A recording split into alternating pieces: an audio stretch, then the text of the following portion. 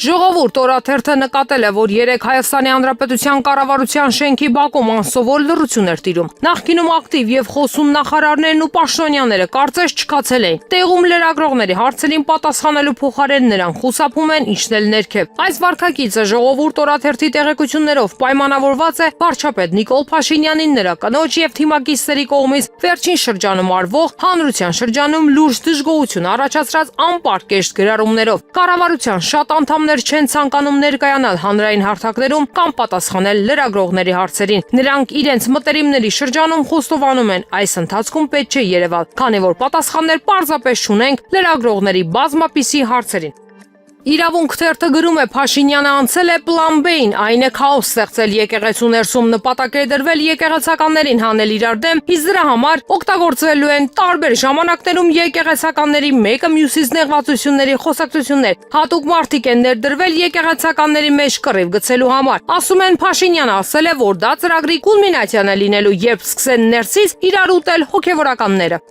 Հրապարակ թերթը գրում է հեղաշրջման պլանը բացահայտելու իրավապահների օպերացիային զուգահեռ նախորդային սինխրոն մարտնչում էին նաև քաղաքական իշխանության գործադիրի օրենսդիրի ներկայացուցիչները եւ անգամ Աշոտ Փաշինյանն էր դրան մասնակցում։ Ակնհայտ է, որ սցենարիստն ու դիրիժորը Նիկոլ Փաշինյանն էր, որը հրանգել էր բոլորին վճարել իշխանական տորթից օգտվելու բարձր հնարավորության դիմաց։ Եվ անգամ Սուրեն Պապիկյանն ու Տիգրան Ավինյանը զերծ չմնացին այդ նողկալի արշավին մասնակցելուց, բայց կային մարդիկ, ովքեր այնուամենայնիվ պլստացել են, օրինակ կարկառուն քպականներ Հակոբ Սիմիդյանն ու Մխիթար Հայրապետյանը, կրթության, գիտության, մշակույթի, սպորտի նախարար Ժաննա Անդրեասյանը։ Եթե Արփինե Սարգսյանին եւ Սրփուի Գալյանին թույլատրվել է բացակայել, որովհետեւ ուժային կառույցներն են ղեկավարում եւ այլ կերպ են ծառայում, ապա կարող են ներքաշել օրինակ փոխվարչապետներ Մհեր Գրիգորյանին ու Տիգրան Խաչատրյանին, բայց նրանք խուսափել էին թաթախվելուց։ Ազգային ժողովից էլ կան բացականեր Արուսյակ Ջուլակյանը, Ծովինար Վարդանյանը, Վլադիմիր Վարդանյանը, Մարիա Կարապետյանը, Հայկ Սարգսյանը, Հրաչ Հակոբյանը եւ ուրիշներ։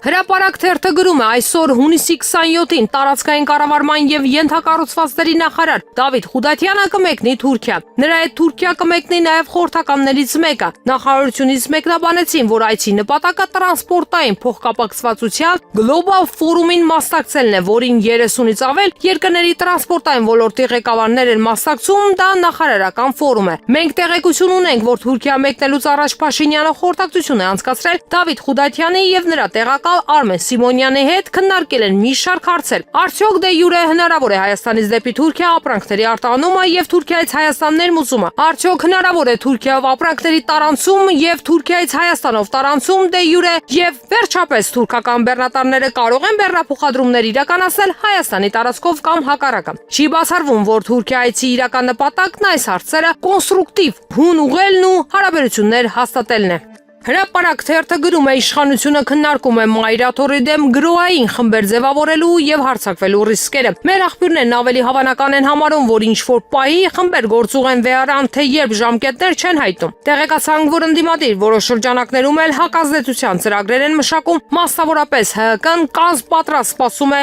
մի նման ոտնձգության, որպեսզի իրենք էլ խմբեր կազմեն եւ շտապեն Մայրաթոր։ ՀՀԿ-ի մեր աղբյուրները չբացառեցին, որ ի աջակցություն եկեղեցում առաջիկայում այլ ակցիաներ կիրականացվեն։ Հիշեցնենք, որ հունիսի 22-ին, երբ նշվում էր կաթողիկե Սուրբ Էջմիածնի տոնը, բազմաթիվ հավատավոր հայեր Զվարթնոցի տաճարի մոտից երթով գնացին Մայր տաճարի պաշտպանություն առաքելական եկեղեցում։ ՀԿ-ականների հաշվարկով այդ օրվա ակցիային մոտ 5000 ՀԿ-ական է ներկա գտնվել։ Ժողովուրդ օրաթերթը գրում է վերջերս հրապարակված լուսանկարը, որտեղ պատկերված էին ամենայն հայոց կաթողիկոս Գարեգին II եւ Հայաստանի առաջին նախագահ Լևոն Տեր-Պետրոսյանը լուր, բայց հստակ մեսիջեր հանրությանը։ Ժողովուրդ օրաթերթին հայտնի դարձավ, որ այդ հանդիպումը ուղեկցվել է լուրջ եւ խորքային զրույցով։ Երկրի ներքաղաքական լարված իրավիճակի եւ եկեղեցու որպես ինստիտուտի դերի վերաբերյալ Ժողովուրդ օրաթերթի լավատեղյակ աղբյուրների Տեր-Պետրոսյանն իր խոսքում մտահոգություն է հայտնել եւ կոչ արել կաթողիկոսին պահպանել հանգստություն, զգոնություն եւ տրվել որևէ սադրանքին։ Նա ընդգծել է, որ որևէ իշխանություն իրավունք չունի ներխուժել եկեղեցու ինքնիշխանության դաշտ ու թելադրել իր կամքը, հիշեցնելով, որ Հայաստանի Հանրապետության սահմանադրության համաձայն եկեղեցին գործում է պետությունից անջատ։ Ես լավ ճանաչում եմ Նիկոլ Փաշինյանին։ Նա կանգ չի առնելու, գոռալու է, ճղճղալու է,